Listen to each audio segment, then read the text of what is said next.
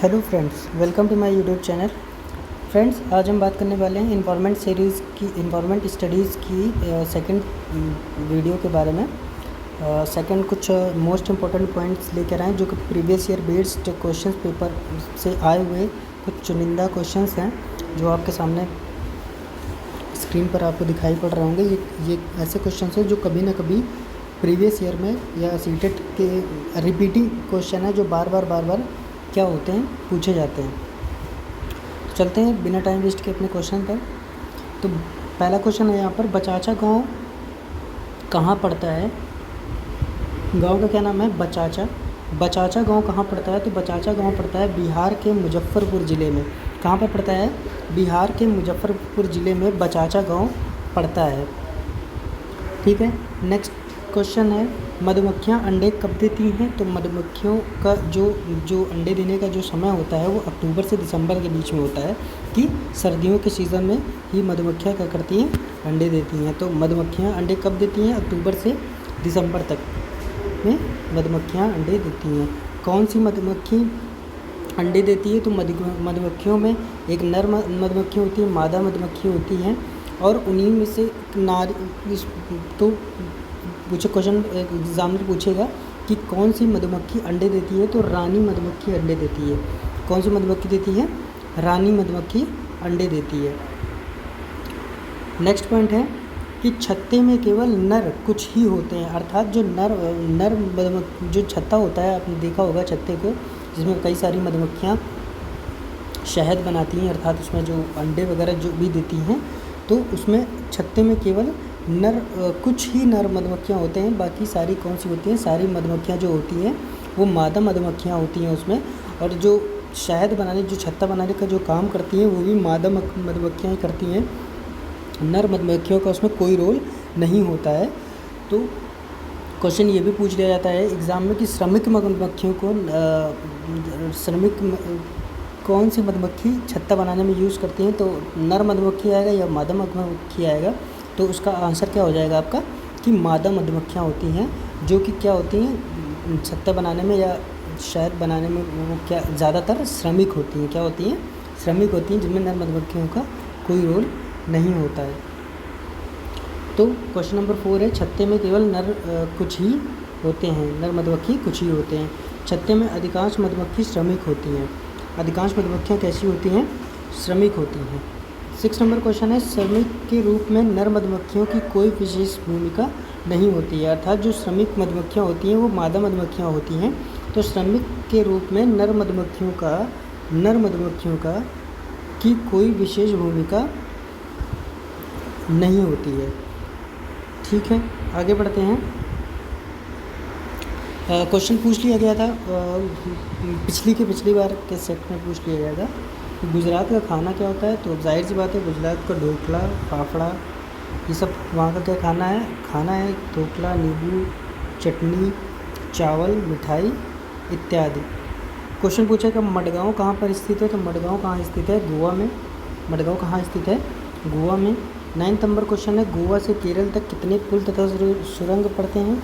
तो एक बार ये क्वेश्चन पूछ लिया गया था कि गोवा से केरल तक कितने पुल, गोवा से केरल तक एक ट्रेन है जो गोवा से केरल तक जा रही है, उसमें कितने पुल और कितने सुरंगों से होकर जाना पड़ता है, या कितने सुरंग से गुजरती है ट्रेन।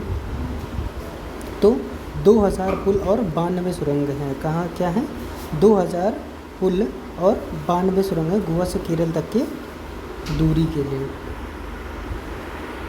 नेक्स्ट क्वेश्चन पर बढ़ते हैं, गुजरात से केरल तक ट्रेन किन किन राज्यों से होकर निकलती है। तो गुजरात से ट्रेन जब चलती है केरल तक पहुंचने में, उसके बीच में क्या पड़ता है? महाराष्ट्र, गोवा, कर्नाटक, फिर कहाँ पहुंचती है? फिर केरल को पार करके केरल अपने डेस्टिनेशन पर पहुंच जाती है। तो पूछेगा कि गुजरात से केरल तक में कौन कौन से जो राज्य हैं पड़ते हैं। तो कौन सा है? महाराष्ट्र, गोवा, कर्नाटक, और चौथा डेस्टिनेशन पॉइंट क्या है इसका? केरल है। क्वेश्चन पूछ लेता है कि किस स्टेट में कौन सी भाषा बोली जाती है।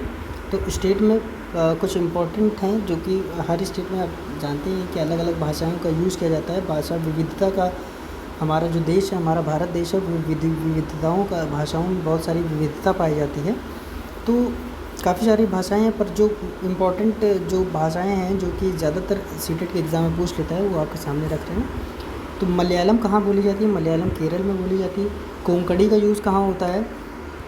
कोंकणी जो भाषा है वो कर्नाटक, महाराष्ट्र, गोवा और केरल के कुछ हिस्सों में बोली जाती है। मेन कोंकणी कहाँ की भाषा है?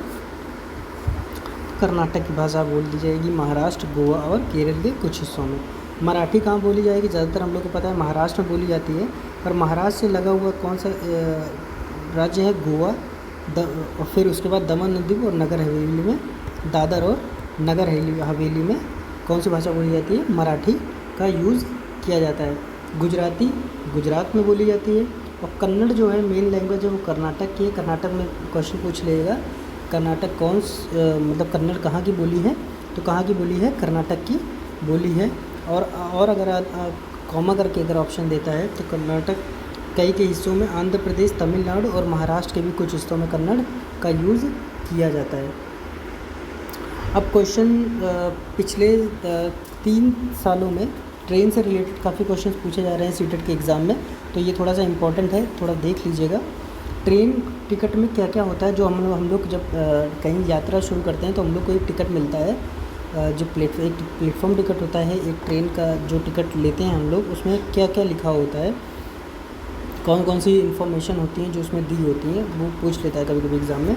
तो ट्रेन के टिकट में क्या होता है? ट्रेन नंबर होता है, यात्रा की शुरू करने की तारीख होती है कि आपने कब अपनी यात्रा शुरू की है, और कब आपका कब कितने बजे आपका डेस्टिनेशन होगा, या ट्रेन कितने बजे आपको आपके डेस्टिनेशन पर उतार देगी।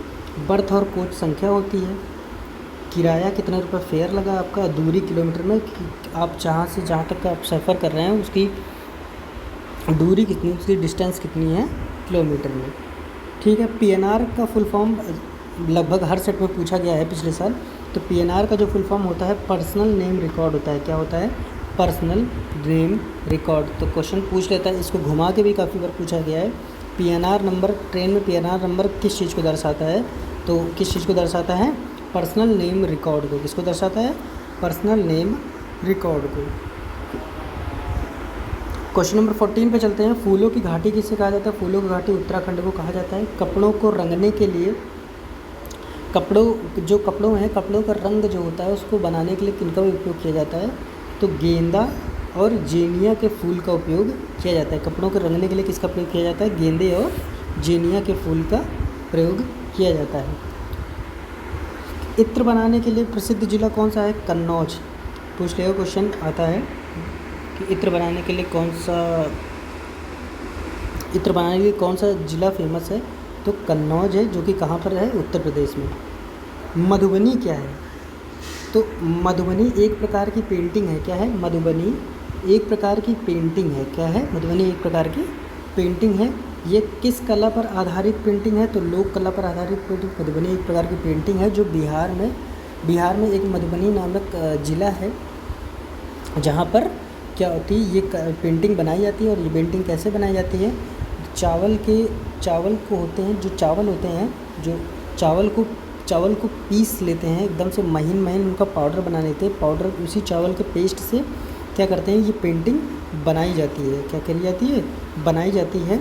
और इसको इन्हें बनाने के लिए इसमें हल्दी का, नील का, फूलों का आदि का यूज़ किया जाता है मधुबनी पेंटिंग बनाने के लिए।